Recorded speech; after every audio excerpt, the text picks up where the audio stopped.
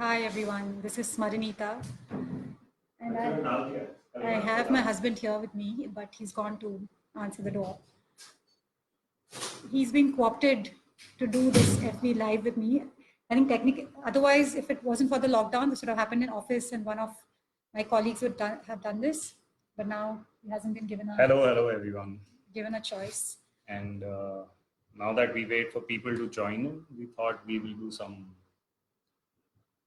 we'll get you more information about IDEA. Wait. So the whole point is, we've been told to wait for people to join because by Sushant, who's like the puppeteer behind this.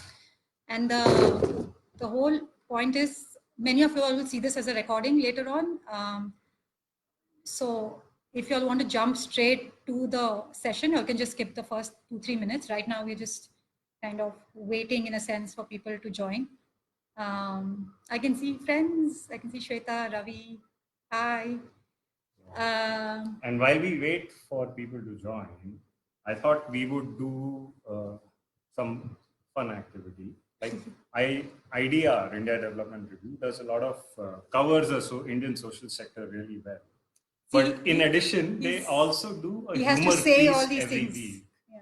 So I thought, or Smaranita thought it might be a good idea for her to read out some of the humor pieces that IDEA does. While we wait, right? So I think, again, till we start, we'll wait for another, couple of minutes before we jump into it. But till then, I thought I'd share something that, I laughed out loud. One of my colleagues, Ayesha, did this humor piece yesterday, which is like a new dictionary for a work from home model. And she's taken existing words and twisted them a little bit. And I'm going to just read some of my favorites. One of which is video cheat instead of video chat. When you have a video chat with your supervisor and you fake having internet issues so that they don't see that you've been playing dress up with your cat instead of working. The other one is webin hours, which I think is quite related to what we're doing now. But it's when you attend all conferences and events via webinars and start to wonder why you wasted hours traveling to and from conferences before the lockdown. So yeah, so that's just us doing a little bit of time pass. Yeah. Till we things like. Yeah. I can see friends. I can see Vishal. It's nice to see all of y'all. And what else? Do you want to read out some other things? No. Just wait. We can. The other thing we can do is complain about our children, but then. Yeah, that we thought we will not do today, at least for the next 1 hour. Yes. Just thought that. They've also been locked up in the room so that we don't have one of those BBC scenes where they come running behind our camera. So yeah. Yeah, Zarir is here. Yeah. Hey, Zarir. Okay, should we start? Yeah, why don't we do that? I think it's time. Let's start. So hi everyone, welcome to this masterclass live session that we are doing with Living My Promise today. Today we have with us Smaranita Shetty. She's the co-founder and CEO of India Development Review. And I am Dhruvang Vaidya. And today I will be asking her a few questions around the topic of creating knowledge banks. We have a small list of questions, but what we would really want is for you guys to send in your questions in the comment section on Facebook, and which we will pick up as and when we can. And we'll try and answer most of the questions. So please do send in your questions as we go through the conversations. In the meanwhile, let me give a brief introduction on Living My Promise. Inspired by the Gates' and Warren Buffett's Giving Pledge, Living My Promise is a promise intended for ordinary Indians to donate 50% or more of their wealth to charitable causes. The idea itself is very simple. Anyone with a net worth of 1 crore or more can sign up and pledge to donate more than 50% of their wealth to philanthropic causes. Which causes, organizations, or activities you support is entirely your choice. The giving can happen either during the lifetime or in the will. So far, 42 Indians have taken the pledge. And if you want to know more about this, you can read it up on why they decided to sign up and all other information on livingmypromise.org. That is livingmypromise.org. And now let's get started. So first question, Swarnita. Why don't you tell us how we can transfer learnings from knowledge bearers to users? How we can facilitate these connections and interactions between the bearers and the users of information? Yeah, so I think this is, I mean, a good first question, because otherwise I would have spent time, just a couple of minutes, giving you all context, giving you a little bit of background and idea and what we do, just because it would set the context for the rest of the hour, which is about how do we use knowledge, how do we use learning to kind of strengthen the sector, to make it, function better, to kind of, make it more robust. So this bit about how do we transfer learnings, I think this is the reason, in a sense, that IDR was set up, right? So how do we take knowledge from a few to many, right? So how do we move insights and learning that's within the heads of a few to the many in the sector that kind of need it, right? They need it, they need to use it, they need to apply it. And traditionally, if you look at our sector, I mean, until a few years ago, there were a couple of ways in which some of this knowledge was transmitted, right? And the more traditional ways was, I mean, one from a supply side, which is, organizations and foundations would say, let's have a conference. We think, we need to talk about this issue. People should know some of the nuances around it. So let's do something on, say, gender, right? So an organization or a foundation would hold a conference, call 200, 300 people and talk about it, right? The others, I mean, I think over the last year, we've seen it like broad base itself into something that we're doing now, right? So you do a webinar, you then take it beyond the 200, 300 people to maybe 1,000, right? But it's still a supply side where I, as an organization, think that I think there has to be conversation around this. And so how do I put out this information so that people can learn, right? But knowledge is usually consumed from a demand side, right? So if I'm, while I'm running IDR, if I'm struggling with something, I cannot wait for a conference, right? So typically what would happen in the past, I would pick up a phone, ask like someone, ask a peer saying, I'm struggling with this. Can you help me with this? Or do you know anything more about this? But it's not really the most efficient way of doing something like this, right? It's limited by the networks you have, the people you know, and the knowledge that they have. I think what we wanted to do at IDEA was democratize this knowledge, right? So how do we take the knowledge that sits within organizations, within the heads of people, and we know that there's a lot of experience and expertise in the heads of a lot of people in this. And how do we take it to people who don't have the networks, who don't have the resources to go to conferences, right? But need this information on a day-to-day basis. So if I'm running a program in Jharkhand around livelihoods, and I want to know if there's something similar happening in Maharashtra, in a district in Maharashtra, can I go online and find it, right? The challenge was, I mean, this didn't exist, right? So if you look at anywhere else, whether in the corporate sector, across the world, one of the first places people learn is by, going online, searching for the things they want. In the absence of this, we said it actually constrains what the sector can do. And that's how, in a sense, IDR was set up, saying that can we have a digital platform which reaches as many people, which is on tap in a sense. So when people want information, they can actually get on to IDR, search for the things that they want, and maybe take better decisions, right? And I think better decisions was, in a sense, the driving force for what we did, because we said, when we've been in the sector, I mean, like the core team, the founding team at IDEA has been in the sector for a while. And we realized that when we would ask people, how they were deciding about growing a program or thinking about their organization, they would say, oh, I heard this, or someone told me this, right? Or I think this is how it should be done. It really wasn't based on data or evidence or any such thing. And that's, that's not like the most efficient way of doing it, right? Similarly, when we, looked at the giver on the giving side, we've all been talking about how do we grow the. But one of the chief barriers to growing philanthropy from individual givers is literally like, I don't know, I don't trust, and I don't know where to start, right? So the I don't know comes from, I don't know the NGOs, I don't know what they do, I don't know where to give. I don't trust comes from the fact that there are, I've heard that there are all these NGOs out there, it could be scams. How do I know my money is going to the right place? Are these NGOs credible? Are they actually doing the work they're saying they do? And the third bit is, where do I start, right? So unlike like really ultra who have access to their peer network, if people like you and me and professionals want to give, where do they start, right? Whom do they go to? How do they know what that journey looks like, and what stumbling blocks they're going to face, right? So both on the giving side, it's to kind of reduce the barriers on the giving side, but also on the practitioner side. I think there is a huge need for knowledge to go from those who have it to those who need it, right? And I think this is a very long-winded answer, but I think it kind of explains, in a sense, what, yeah, the need for a platform, the need for a learning and knowledge place, right? So it doesn't have to be idea, right? It can be different formats, right? They can be, there can be, exchanges, there can be more webinars, but there is a need for a robust learning platform if the sector has to grow, has to strengthen, and you kind of reduce some of the barriers to scale and impact.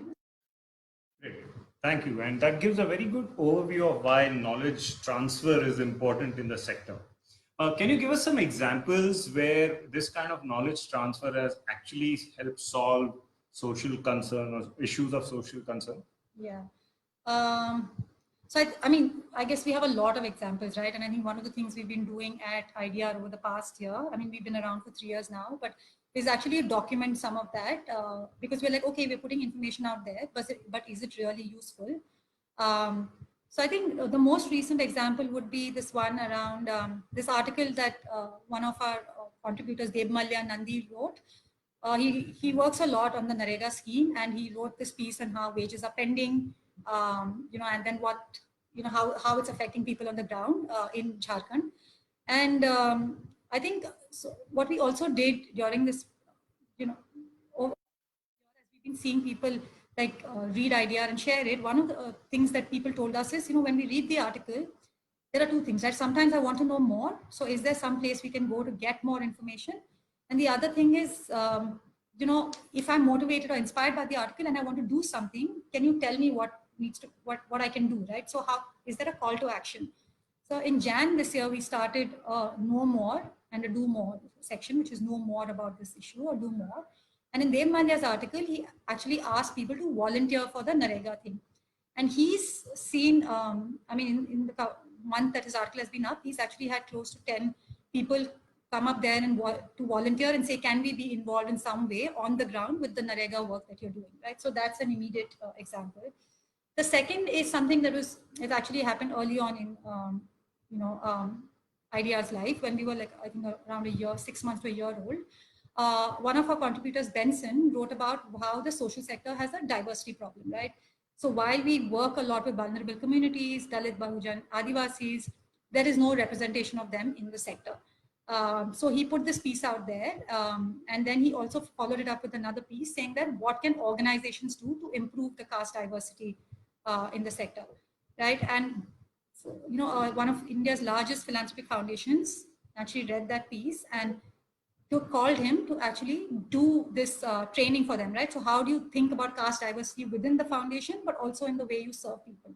So I think clearly we're seeing people use this information and go and do things, right? So whether it's on the ground, whether it's in the form of like the trainings they do internally or changing culture internally.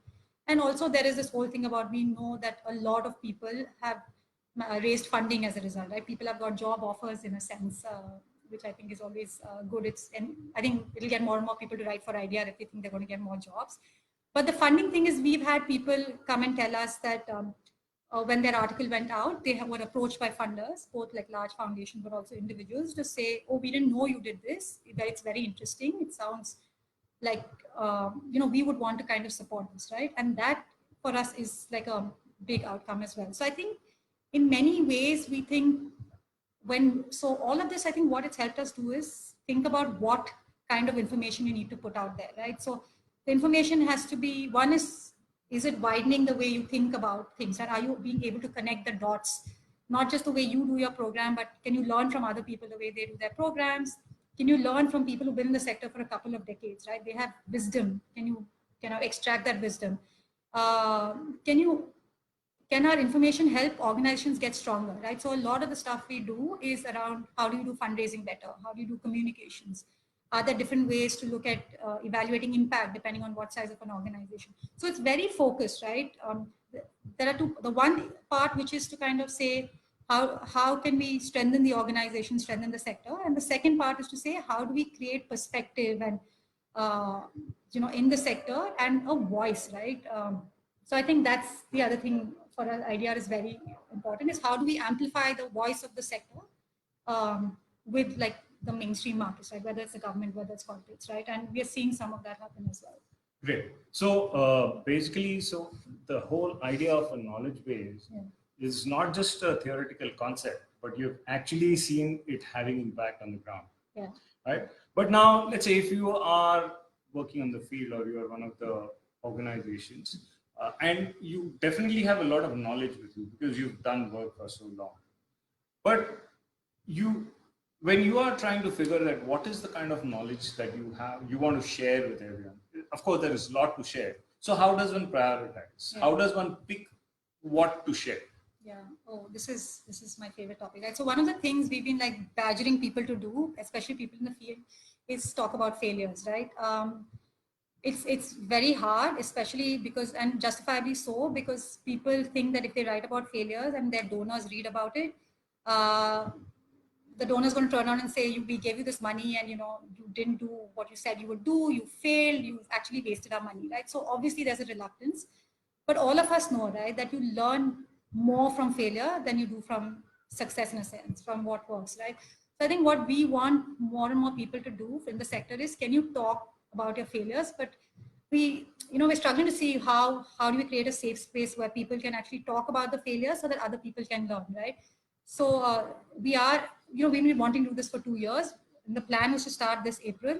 We were going to start a failure series with Acumen, but obviously COVID has changed our plans on that. But the hope is that, can we have more people talk about what doesn't work? Because our sector is a resource constrained sector, right? We don't have unlimited resources, right? We don't have access to like all the stuff that we'd like to.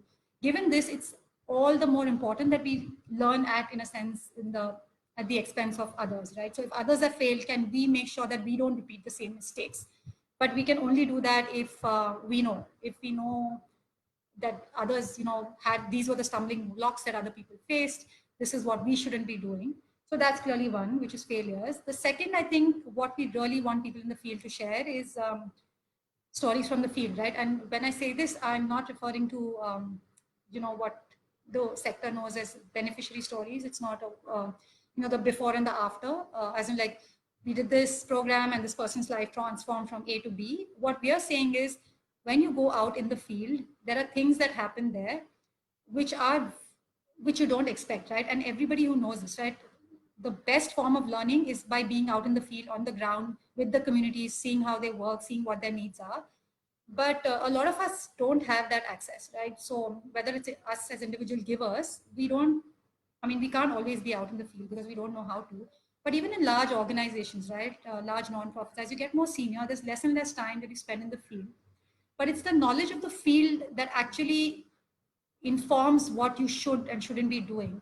So if you can't go to the field, our thing is, can we get the field to you? So we know that the sector has like a vast cadre of people out there, right? Frontline workers, field researchers, your program staff of nonprofits. And every time they're with the community, there is something that they're learning, right? So how is the policy playing out? How are cultural norms preventing something from, happening? How is there an unintended consequence to the program that you're doing?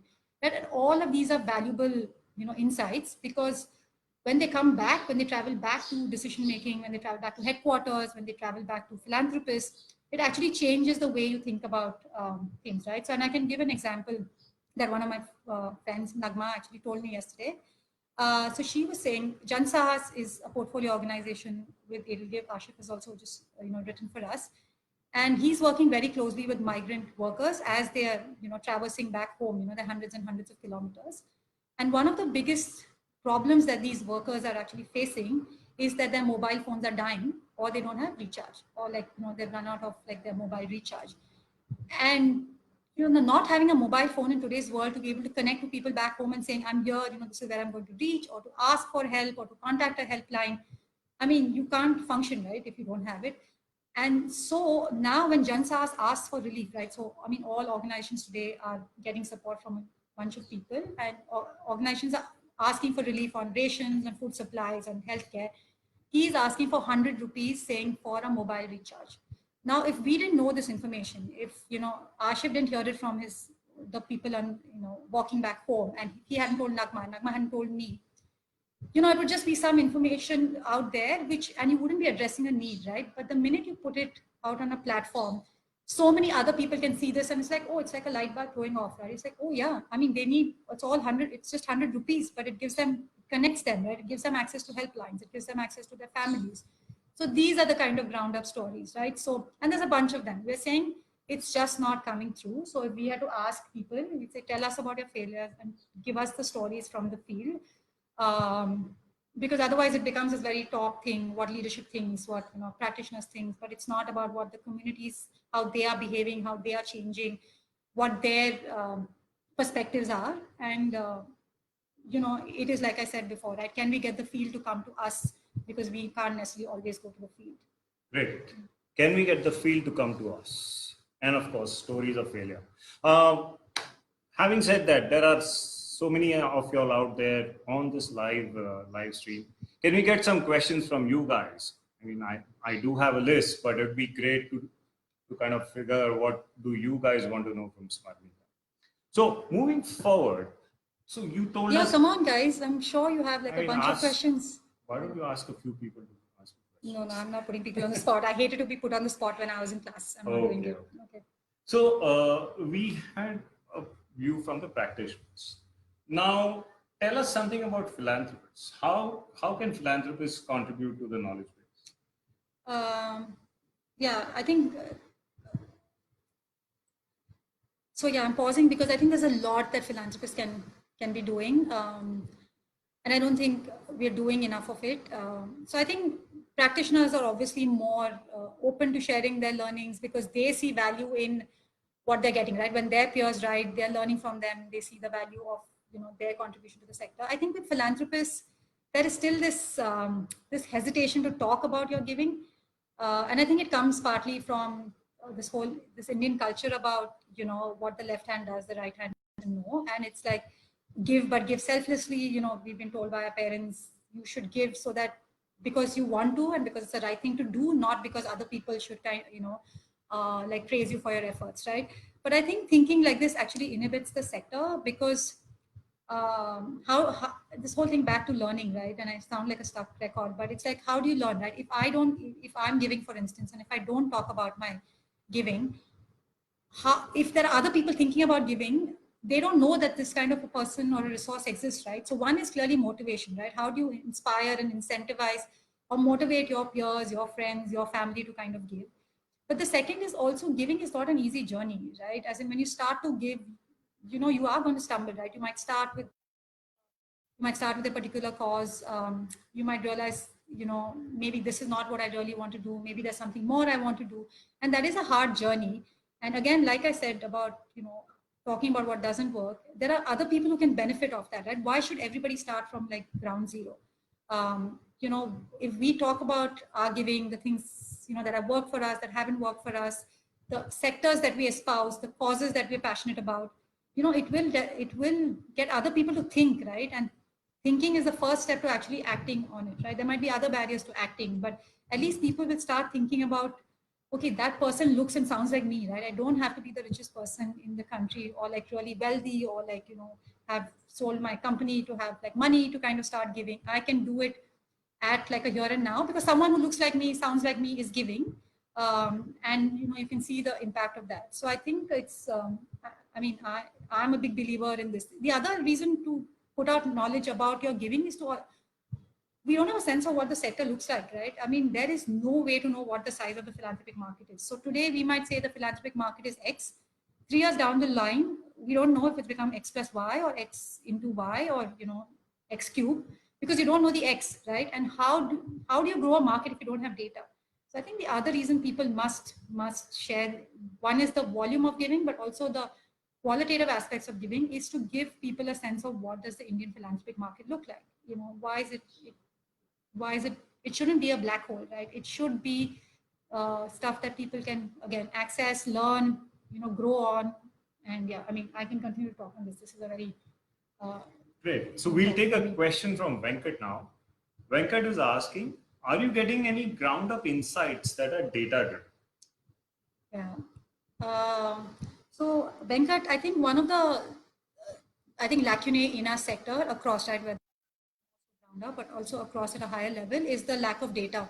So when we set up IDR, we had all these grand plans that, you'd have a lot of articles that are data driven, evidence driven, but there is very limited data that people are putting out there, right? So even if organizations are doing impact studies, pulling up data for themselves, it continues to stay within an organization. So I think we have to figure out a way in how to draw some of that field data and put it out in a manner that other people can benefit. But as of now, it is, I think that orientation towards data, whether it's to, people look at data as something we have to get so that we can report to our donors. I think it's still very limiting. People still don't think of data as something we should take and like, how do we use it regularly and kind of, improve what we do, refine what we do. But yeah, I think, again, this is a call to organizations who do actually generate a lot of data in the, in the field through your research, through your this. If there's some way to surface that, I mean, it would be great. But as of now, Venkat, we haven't got any so far. Great. Next question is from Zarir. He says, does widely sharing ideas, knowledge, and learning in the public domain foster more tangible collaborations, either with you or between other organizations? Yeah. I think the answer to that, the short answer is yes. But when we set up IDR, we never thought of it as driving collaboration, right? But it has been like a very positive fallout. In fact, it's been one of the first things that actually happened. Because I think what IDR did was it actually surfaced voices that you wouldn't otherwise hear, right? So again, like in the past, you would go to conferences. If you went to conferences, typically they would happen in Delhi, Bangalore, Chennai, Bombay, and you would see like a certain set of people, like in a sense, a limited set of people, right? And you would hear a certain narrative in a sense. I think what IDR managed to do was actually get voices that we didn't otherwise have access to, right? So suddenly you had, someone working in rural Jharkhand writing a piece and their perspective, and someone sitting in Delhi in like a large foundation writing their piece. And both of them discovered a different way of thinking, right? Or they discovered that somebody else sitting, whatever, miles apart is actually thinking like them, right? And so it has driven collaboration.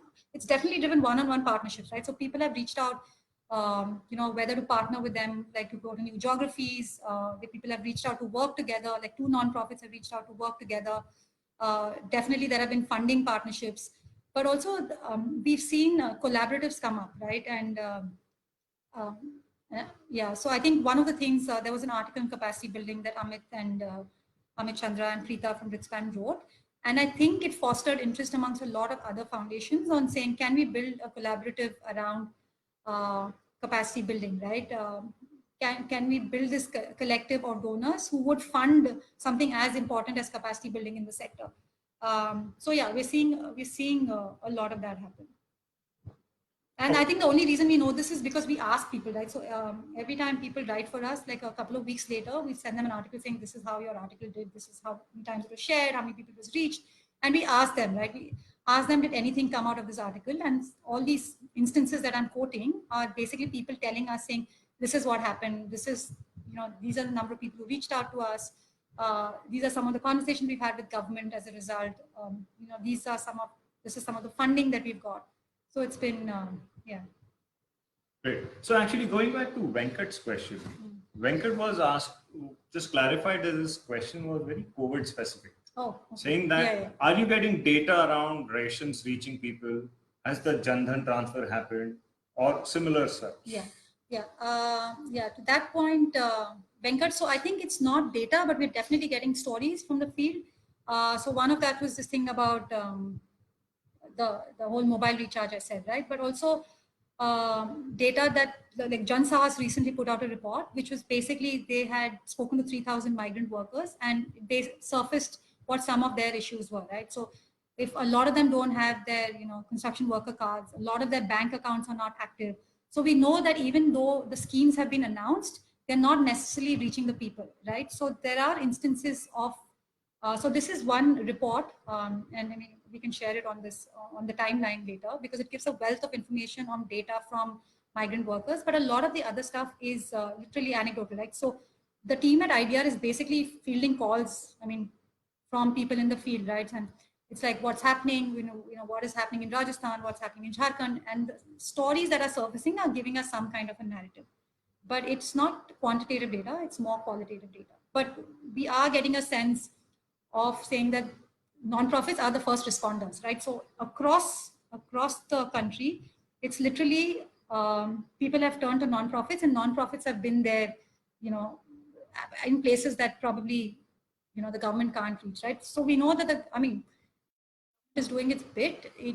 But the government machinery is much slower, whereas nonprofits are embedded in the community, right? So we're seeing them respond almost immediately, right? So they're there, they're telling you, okay, in this case, ration is a problem, whatever, food supplies is a problem, so we need that, right? In another case, for instance, in like West Bengal, the problem is healthcare, right? So if you're not allowed to step out and you need medicines, like the lower income groups are not able to access their BP medicines, right? And so that is a big roadblock. So I think these are some of the things that are coming out, which I think we need to put out there, because then it will shape how funders give, right? So you should be, how you're thinking about, essential medicines for like lower income group, right? And just, this is like general medicines, right? There is another instance of the Humsafar Trust thing, where the HIV medicine at the art centers is only given out at the end of the month. At the end of last month, there was a lockdown, right? So people, afflicted with HIV couldn't access it, right? So how do we surface some of this so that when donors give, they can give on the basis of some of these things and not the, the standard, which is a very important part, the ration and the food supplies, but also can we be thinking about all of these?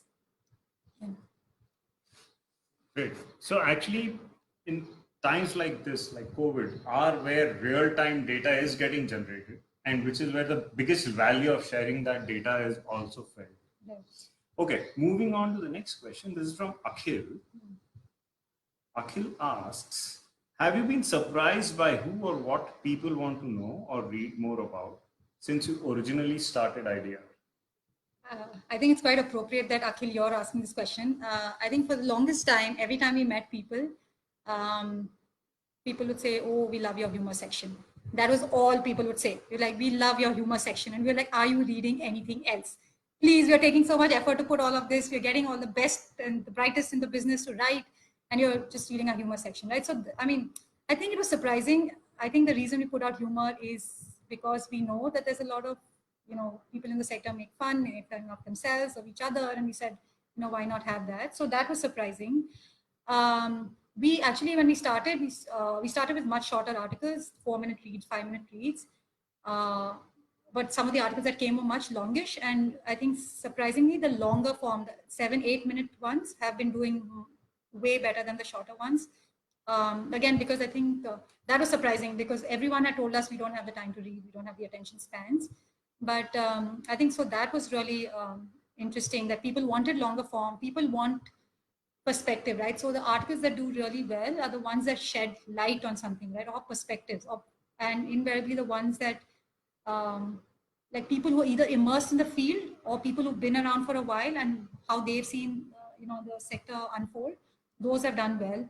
I think the other thing that's probably done well is we have a thing called IDR interviews, where we take people in the sector, and people who've been in the sector for 2-3 decades, and we interview them. It's their life's journeys, right? And again, because these are people who've changed the way India lives, works, serves its communities, and there's so little known about it, right? So if you Google some of these people, you will not get information, right? And why? It is so not right, because these are stalwarts. These are people who've actually, resulted in, like, say, the NRLM happening, or, the fighting for like child rights, right? And a lot of people are interested in the journeys that these leaders have made. And so those have been surprising. We always thought the shorter articles would do well, the ones that are very practice oriented, right? So how do I improve my fundraising? How do I improve my, how do I think about monitoring and evaluation? But humor has been a surprise. IDR interviews has been a surprise, and definitely the long reads has been a surprise. So yeah. Okay, great. Once again, people, send in your questions in the comment section on Facebook. That is why we are live here chatting with Swarnita Shetty of IDR. And the conversation continues with Venkat. Venkat is asking, is there a way to share this kind of information quickly with policymakers? How many government officials read or follow IDEA? I wish we were like Facebook and Google where we could track, we could stalk people and like see who read us. So we know, so our audience is basically split across people, right? So we have a very, very engaged audience via newsletter, which goes out every Thursday. And those tend to be heads of organizations, professionals in the sector. They are the ones who spend the longest time on our site, read all the articles. And that forms around 15%. The other 40 to 50% comes from social media. And there's no way to track, right? We can only track age groups. So, but I think from what little we know, there are very few government officials who actually read IDEA. I think the way they read it is when people contribute. The contributors themselves, because they have networks with government officials, use IDEA articles to send it to them. So, for instance, Amitabh Bihar's article that he wrote recently on how the government should actually invite civil society and have a framework in which civil society and nonprofits can work with the government was then shared. I know that it was shared with government officials after it was published.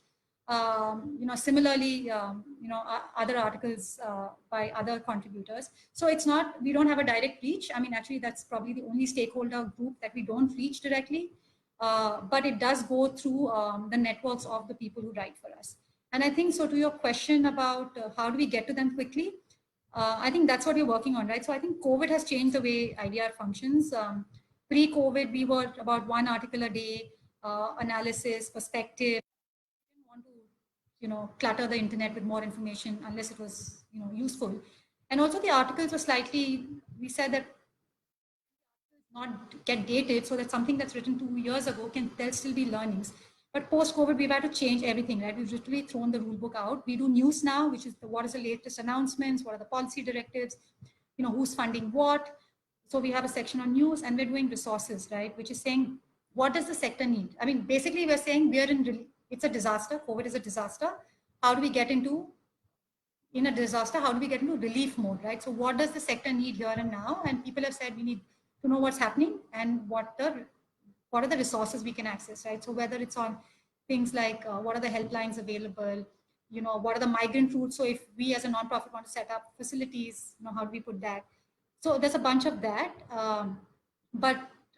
Yeah, so I think that's pretty much what we've done. I think what we are going to do, sorry, Venkat, coming back, is saying how do we turn around, how do we have a faster turnaround time? So some of the stories I told you right now, which is on these ground up things around, the healthcare thing, about access to medicine, it should all go up on our site, immediately, right? So then it's easily shareable and stuff. And I think that's something that we will do. We spend a lot more time trying to get some of these field stories up on our site, which basically means we'll be working 24/7.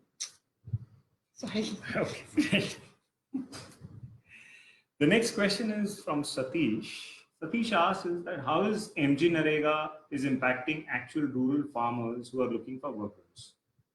Is it actually being misused by many mediators and farmers are not getting enough workers and machinery to do the labor work is not available to them? Do you have any write-up on this? Yeah, so Satish, we actually have a fair number of articles on the NREGA scheme because it's a complex subject. It has various perspectives on it, depending where you stand from, whether you're a worker, accessing the scheme, whether you're a non-profit helping people access it, get wages released from the government or your state government itself. So actually, if you go to our site and like search on MG NREGA or NREGA, you will get some of the articles around that from multiple perspectives. I think, again, it's not a topic we can speak to right here. The big issues around NREGA is, are the people getting paid on time? Is the center clearing the wages that is owed to the workers? And how do we control leakage, right? How do we make sure that the workers are actually getting the money that they should be getting? How do you make sure that the contractors or the takedars who manage this are not controlling the whole scene? And how do you make sure that they benefit from it? They are able to get the 100 days of work in the manner that they're supposed to, right? But it is a complex subject. I mean, I can't cover different aspects, but there is a wealth of information actually on the site itself. And I mean, after this, we can actually direct you to some of them if you have trouble finding it on IDR. Okay. For the next one, it's from Sneha, where she's saying, on a lighter note, what kind of articles do you like to cover and why? Okay, so this is not a lighter note, right? I mean, I think so. I never read the humor articles that people in the team write or contributors write. Karan, Arjav, all of them, right? I wait for it for Monday morning to read because it brightens my day. So I really look forward to our own humor articles. I mean, the things that I feel passionately about, and I mean, I think, and I should speak for myself because the rest of the team will have other passions as well, is definitely gender. I think we don't cover gender from all its different angles. And so I think maybe gender is one, but diversity, right? So whether it's LGBTQ, whether it's caste, whether it's gender, I think it's something we'd like to do a lot more on. We're trying, we still have a long way to go. The other thing that we really want to cover more of is issues around social justice and, you know, rights, right? I mean, rights have got a bad name, you know, in our country, but you need rights to go hand in hand with service delivery, right? So delivery of healthcare is supremely important, as is education, as is making sure people get jobs.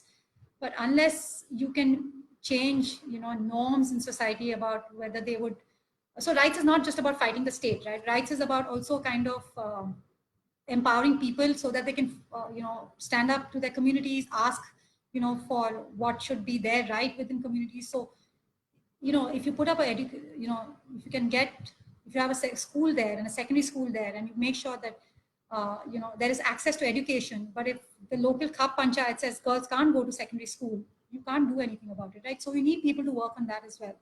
So I think these issues around how do you know, social norms, social justice, they're all things that are important to us. And I think some of it gets reflected in how we cover stuff at IDR, but I think there's a lot more that we could do.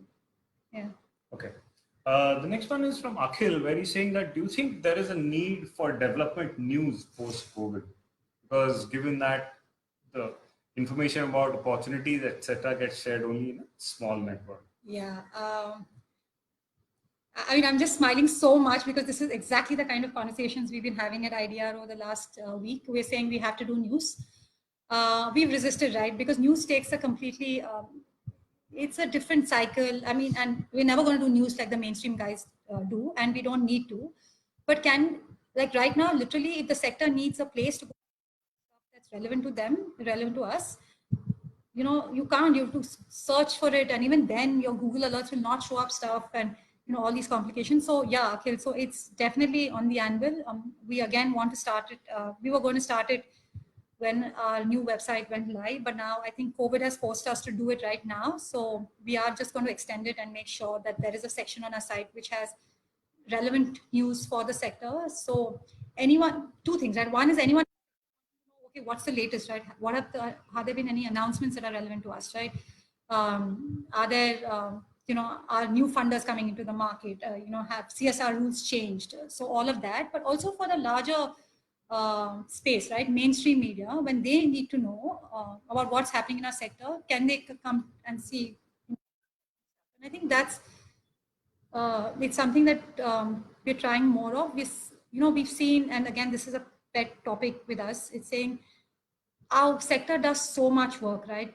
A lot of the innovation, a lot of the stuff that the government now has under its schemes, they've come from the sector, but we do such a poor job of talking about the work we do, or like, you know, joining the dots with the corporate world, or, you know, with the government at like a sector-wide level.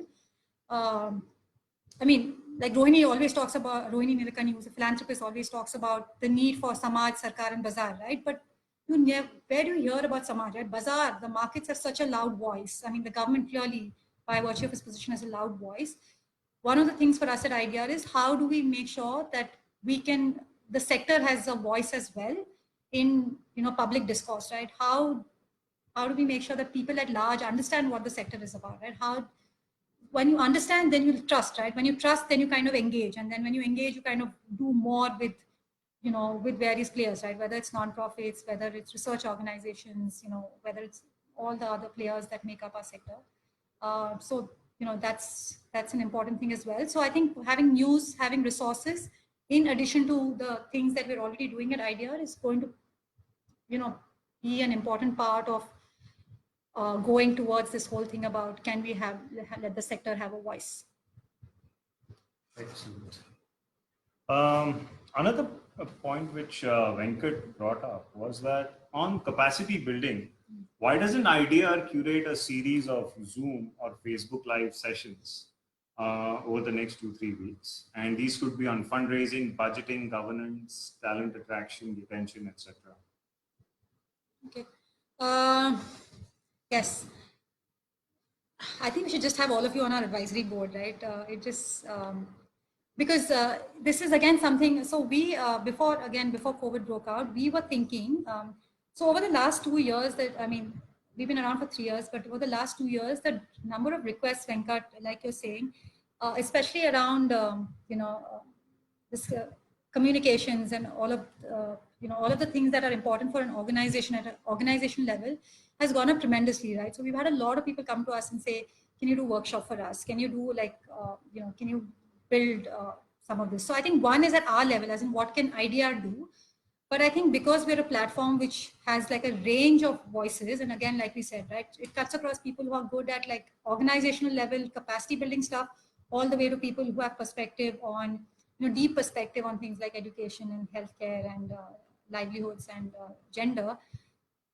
Can we use that platform to kind of do some of this? And it is, I think we've been wanting to do this. I think we're just constrained by how big or small our team is, right? A lot of this requires, we want to do it well. We just don't want it to be like one thing out there that people may or may not come. It should again become a place where when there's a webinar, by IDEA, people will want to attend it because they are assured of the fact that you will have good people there, people who know their subject, people who can engage with you, and people who can kind of interact with you, right? So I think we will do it. It's a matter of when. But I think that's the challenge we face, right? I think there's so much that we can do and we should be doing. How do we prioritize, what do we use to prioritize some of this? And I think maybe COVID in one way is good because people are now getting used to this online concept. I think otherwise, traditionally, people wanted to go physically to a workshop, right? They were like, unless you're physically there, it doesn't feel the same. It's not like, I don't think we're learning enough from our peers. But this whole thing about us being forced to work online is going to change how people engage with each other. So I think there will be more receptivity. I think the onus falls on us to do some of this. And I think we're going to end up starting to do some of this year. I think the question is at what frequency, how much, and what do we start with? Okay. Moving on, and yes, audience, please send in your questions. We still have some time left with us, and Smarinita is here to answer all your questions. Okay. Moving on. In this COVID lockdown situation, we see a lot of publishing houses and knowledge resources opening up their paywalls and making all their information and knowledge accessible. What plans does IDEA have to kind of making knowledge dissemination wider? So I think the challenge, unlike the mainstream sector, is a lot of it, the stuff that we have is not published, right? If it is published, it's published as internal documents within organizations. So I think by now people know that IDEA is a platform where they can put out stuff, and we're asking people to do that. But I think the biggest challenge for us is literally there isn't as much material out there. So I think people, I might be wrong, and so people listening to this, if there is material that you think was useful for you, is useful for you because you've used it in your organization. But if you think there's value to your peer group or larger sector kind of benefiting from it, please, do use IDEA as a platform now. Earlier on, I think we didn't have a space for it because we only had articles, but now we literally have a section which has resources. And so we are more than happy to put out things. The resources section is already fairly long, right? It is a bunch of things from government schemes that nonprofits can access, all the way to like, where do you go for mental health counseling, or helplines that like the communities you serve can access, or even like at an organizational way, from an organizational point of view, is there, how do you like rally your teams when you're not in the same place? How do you kind of work from home? So there's a bunch of resources, and I think we'd be more than happy to add to that. So if people who are watching this have resources that they think the sector can benefit from, please, please do share it with us, because I mean, right now that's our only job, right? We are only putting out stuff that is going to be useful from in a here and now thing, right? So what are some of the announcements that are being made that are affecting the way we work with our communities, and what are some of the resources that are needed, again, which I don't have to sit and start from scratch. So, JPAL has put out this whole material and resource on how do you do phone surveys remotely, right? And how do you engage with the communities remotely? Now, there's no reason why everybody has to, think of this on their own. So that. So yeah, this is basically a ask saying that if all of y'all who have resources, can you please send it our way so that we can put it out, and so that it gets out to people who can actually use this. This whole thing about how we started this conversation, right? How do we move knowledge away from the ones who own it and possess it to the ones who can actually use it? And I mean, we're seeing that play out really, really strongly in today's time and age. All of us are looking for information that address whatever we can do in our current situation. And I think if you have it, please do share it. All right. The next question is from Divya Pamnani, who's facing some tech issues and is not able to connect. But she's asking, post a pandemic, how do you think philanthropists and governments need to rethink the way they fund? For example, more pay for success programs, albeit this is and has happened, but maybe given this emergency, it requires possibly tighter funding. Yeah, so I think one of the big things, and we've seen funders already, I'll speak to the funders thing first and then maybe the government. I think the funders we've already seen, right, globally and here in India as well, where funders are saying, because there's this big fear, right? There are two parts. One is there funding available for the here and now, right? So there's a lot of need for, rations, for food supplies, for shelter, by like a range of people, right? Lower income neighborhoods, migrant workers, informal sector workers. And so actually go to their portfolio organizations and support them, so that, because for a lot of the organizations, this is outside the budget that they had budgeted for, right? So they need additional money to be able to serve their communities in this disaster situation. So can funders kind of actually step up and say, okay, we're giving you money, go and do this and go and do what it takes. The second is, I think funders are also pledging, and I think just a couple of days ago, there was a pledge done by Rohini Nilekani, Vidya Shah, and Rishad Premji of Wipro, where they want funders to come on board to say, can we change how we fund, right? So typically in India, people will fund programs, right? Or at best an organization, and it's given for a particular program and you can only spend it as such. I think what funders are now saying is, the situation has changed. Can we trust the nonprofits that they will use it in the best way possible? So can our funding become unrestricted? Can it become more flexible? Can we let the nonprofits tell us what we should be doing with the money, because they are closest to the ground? So I think that's another change that I think all funders should be thinking about. How do we not think about, okay, we had given money for this program and they have to stick to that program, but can we become more flexible? So that's clearly another way that they should be thinking about it.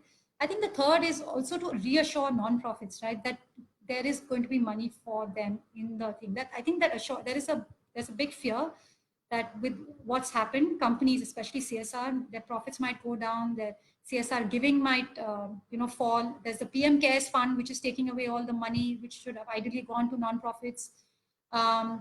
Can corporates and foundations assure their nonprofits that, we're here for you, what is required to be done, both now, but also, I mean, now is relief, right? But this is going to, as with every disaster, there is a rehabilitation process and there's a recovery process. And nonprofits will need to be there with their communities, helping them through that process. So can funders stand there and say, we're here for you, do what it takes to serve the needs of the communities, of the vulnerable, of the marginalized, of the informal sector people. And, we are there in every form, whether it's a volume of money, whether it's a kind of support that you require, whether it's the duration of support, right? So Divya too, I think, in that sense, more flexible funding. On the government front, I think the government has announced schemes, which again, where money is going directly, supposed to go directly to the beneficiaries. But I think it would also help. And I think last week, Amitabh Kant and the Ministry of Home Affairs also invited society to work closely with them. But I think it would help if they were, I think they understood the role that civil society plays, and it was just a much stronger partnership, right? For instance, I mean, there's been an ordinance yesterday in Maharashtra which says trusts registered under the Charity Commission in Maharashtra might have to give a small percentage of their gross income to the government. I mean, the government should be giving money to non-profits to be able to go and reach the last mile, right? Because non-profits can.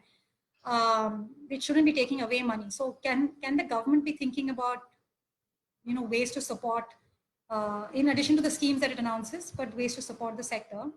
The UK has done it well, right? I think yesterday, Rishi Sunak actually announced, I think they're giving 750 million pounds. The government of Britain is giving 750 million pounds to civil society organizations in the UK. I mean, we probably can't expect that level of this, but can there at least be like a much more, open access to schemes, and also in the way that the non-profits engage with the government? Yeah. Okay. Next one is from Rachita, where she's asking you that looking back, what would you have done differently when it comes to how you covered the sector? I should just make Rachita answer this, right? Because it's something that all of us at IDR, I think, are always saying. I mean, could we have done more? Could we have done? So I think I think initially we were restricted by the networks we had. We, a lot of our work, past work, or the current team at IDR is very urban India, right? And while we might have gone out into the field, our networks were still very urban. So I think a lot of the coverage initially was restricted by our networks. Maybe expanding those networks faster. We have a lot of the other voices now, voices that are generally not heard or seen. But I think we took a longer time getting there. I think in terms of coverage, I don't know whether in terms of coverage, but I think the way we ran IDEA, I don't think we leveraged the fact that we are digital enough. How do we reach audiences who would benefit, right, from this thing? And we are limited in a sense by the amount of tech knowledge that we have, internally at IDEA. We're going to change that so that we can make it again more democratic. I think we have a broad level of, coverage in terms of like the kind of sectors we cover. But there's, I think maybe the formats, right? I always, and I'm rambling, but I think the way we would cover, I think it's how we would cover more than what we would cover. So would we have more voices from the ground? Would we have like different formats? Would be distributed in different and more innovative ways? I think we can do a much better job on all these fronts. It's not so much as what we're covering, but like the manner in which we are covering. I think we should run a lot more. Okay, I think we have one question from Zarir right now. How can an organization strategically put out knowledge or learning, such as insight articles or white papers, to attract more funding or new opportunities? I don't mean fancy reports that don't get read or used. Yeah, I don't know whether we did this humor column on why no one should write a report at all, and they should just write on IDR. But I think, Zari, the point is can we as a sector put more knowledge out there, right? So a lot of work. So for instance, ATRI, right, the organization that you work in, I mean, you all have like some outstanding research that you all do, right? And it's really valuable, but how many people actually know about it, right? Or how many people can access it? So one is actually putting what you have in your heads into a format that can then be disseminated, but also always putting on the lens of, we have this knowledge, how do we share it? How do we share it, right? because from that sharing will come, one is learning, but also how do you build your own visibility as an organization, right? All of us are dependent on donors. I mean, we don't have revenues of our own. All of us are dependent on donors for us to grow and have the impact that we have. And a very important part of funding is to kind of communicate the work that you're doing, right? It's not just like the programmatic knowledge, but the knowledge that we've built or the learnings that we've built as an organization in that particular area. Can we put it out there? Because only then, I mean, that's how you build credibility. That's how you build your profile as an organization that knows what it's doing, that it's having the impact that it wanted to have. And so I think one of the first barriers is that people need to get across is, thinking about how do we put it out there, and in whatever format, right? It doesn't have to be a written article, because a written article is hard to do. Not everyone can do it. But, are there podcasts? Are there, webinars like this one where people can engage with you? And now there are platforms, right? I mean, IDEA is one such platform, and it works for the social sector, but there are platforms that you can, other places that you can actually put it out. But I think the biggest block is this mindset of developing a mindset says, we have this knowledge, can we put it out there? Because only by putting it out there can you build an audience for that knowledge, and from that audience will come building, the organization's profile, attracting funding, driving partnerships, getting other players to collaborate. It all comes from, it's not going to happen if people don't know what you're doing. I think we're okay. Okay, yeah, we have time for just one last question. And this comes from Shreyanka Rao. Should nonprofits think about pivoting their programs for more than the next few weeks, given that the impact of COVID could be? What key information should they base this decision on, the pivot, in the wake of COVID-19? Yeah, so I think right now everyone's pivoted, right? Everyone, has literally stopped doing what they do and is like, okay, what are the needs of the communities that we work in, and can we address that? And that's the right thing to do, right? But I think as time goes by, as the lockdown lifts, I know how long that takes. There is going to be this issue about how are people going to get their jobs back, right? Or what are their livelihood opportunities going to be? Or are there longer term health risks that are now in the community?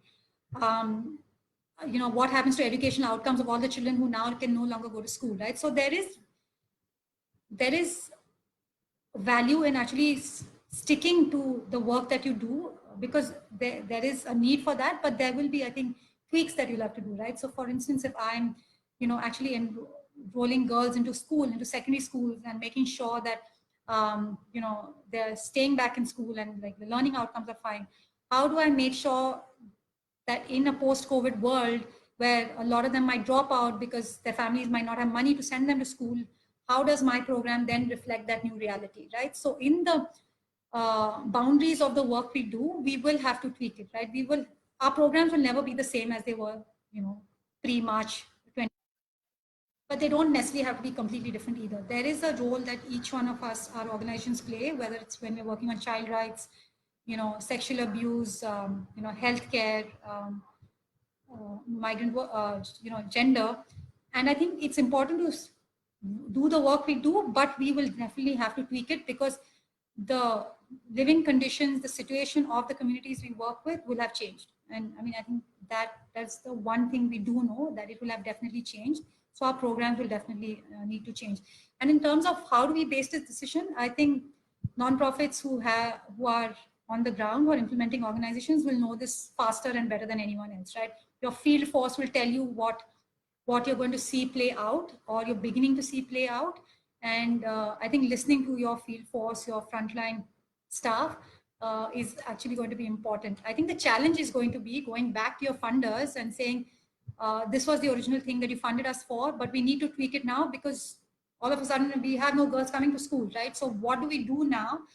Do we have to then take the school to the girls? I mean, I'm just making this up, but how do we then tweak the way we are thinking about programs and like, enabling the communities within the spheres of work that each one of us does? Okay, great. I think this was an excellent 1 hour on Facebook Live, and the conversation was very interactive. We had lots of questions from the community. but we've run out of time. So thanks a lot, Smarnita. Thanks for this session. And I'm sure there are a lot more questions out there which people might want to ask you. And maybe you can take them offline. So people can either write, I think, on the Living My Promise page on this post, and we could address them, or you can contact us at our email ID, which again we can write to us, which is whether, like I said before, right, if you have resources to share, if there is information that you require, if you think in the COVID world, this is what the sector needs more of, please do write to us. So yeah. Great. And thanks a lot, audience. You've been a lovely audience. And before you go, please don't forget to like the Living My Promise page on Facebook, and stay tuned for more such sessions every Saturday. Thanks a lot, and thank you. Bye, everyone. See you all.